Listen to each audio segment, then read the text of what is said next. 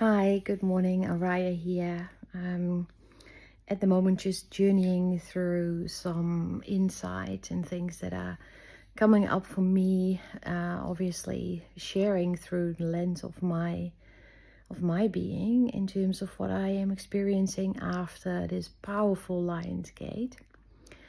And really, that's mostly all to do with my self-love, self-empowerment, and that beautiful balance of owning the fullness of my light, yet at being very humble in that too, because it's nothing that we don't all have.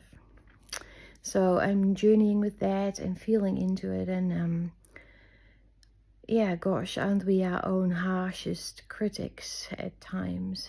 We can be so hard on ourselves in terms of what we are experiencing. But the experience of our everyday reality is only limited to the extent that we can conceive something new. And also what we are experiencing, is that necessarily so? And what I mean with that is,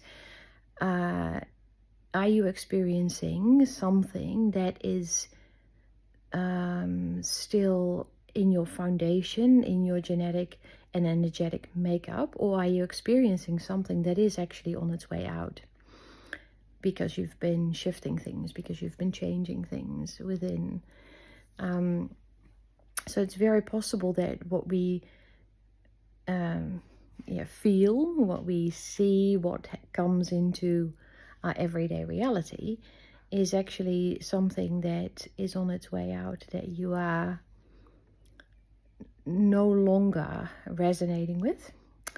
And therefore, if you can at all observe it with grace, with acceptance, with the knowing that you have created that on some level, it shifts more quickly. But if you observe it from the perspective of, oh my goodness, I was feeling so good and now I've gone back down into this old habit, into this old pattern, this karmic groove, then you're attaching something to it again. You're attaching significance to it. You're identifying with it as it being part of you. And still at that point, it's still just a learning. You can straight away still shift it. In every second, you can shift things by changing your perspective. But at that point, you might think, oh my gosh, I've gone down into a bad pattern. Now all the good stuff is gone. Everything that I've done, all the beautiful feelings. But that's our human self judging that, because we like it when we are going through that beautiful flight, when we're flying high, when the energy is beautiful and we're feeling so light. Of course we like it. That's our body vibrating at a very high frequency. But you're actually doing the work. You're actually shifting the stuff, mucking out the stables, or whatever you want to compare it to, when you are in that state of connecting with the shadow that comes up. And this is the trick. You can connect with the shadow without over-identifying with it. You can just say, okay, that was the old pattern, but right now I don't believe in it anymore. Right now I believe in the new. I believe in the new. And that is the question of the day. That was what my heart, my higher self brought to me. Can you believe fully in that something can be completely different? So all the old parameters, that they can be gone. It can be completely different, and instead newness, new timeline, new book, new chapter, new page, new story, new me. And I'm sharing this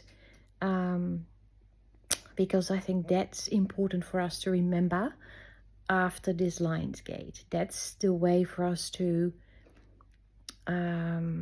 rebalance ourselves, and very quickly now begin to shift through the stuff that the Lion's Gate, that highlight, has brought up. Because remember, we have anchored in this amazing highlight, new light grid on the planet. We've done really big work, but now everything that no longer resonates with that, that's coming up.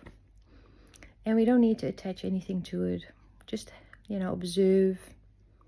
Know that you're doing great. Know that whatever you have done already is. It is landed. It is in your light body.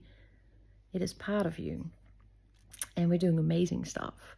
And so celebrate yourself, even in the moments that are tricky, especially in the moments that are tricky, because that's when you're doing your biggest stuff. Yeah? I know it's like a little bit like this when I'm cleaning my kitchen, for example. And honestly, I'm not a big cleaner, so I don't do that often. But when it's really necessary, when you pull the fridge and it's really disgusting behind there, and you're doing the big, like on top of the cupboards, and it's all greasy. That stuff is when you're actually doing it. Yeah, that's the hard bit. But then afterwards, you're like, oh, that feels really good. Yeah.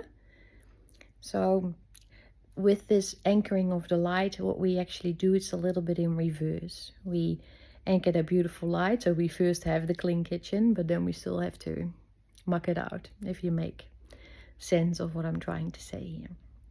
Yeah. So we are actually doing huge work. Imagine it like this: you as the lens for your lineages. Yeah, and there's several, like hundreds, of course, per lineage, working hundreds of thousands, maybe even, working consciously. But just see it as yourself in the center of a group of souls that are working their patterns that have been embodied in you through your DNA, through your cellular memory, through your upbringing, and everything that's connected to that. All these souls, these soul groups, these lineage light groups or light pools, working through the lens of your being. Yeah? And then think of it like this: at the Lion's Gate, where we all do this consciously, and we all come together in bigger groups, bigger circles of people. And then this being done on the scale of a global evacuation of the old. So if you're feeling tired, if you're feeling irritated, grumpy, you notice that you're stepping back into an old habit. It's okay. It's all part of it. It's you doing the work, and you're doing amazing. Keep going. Look after yourself. I'm going to have a little afternoon nap, just because I'm tired. I've done big work. I've been there for lots of people, but especially for myself, for my light and blood lineages, and I'm going to have a little afternoon nap. I'm tired. I deserve it. We've been doing this for a long time.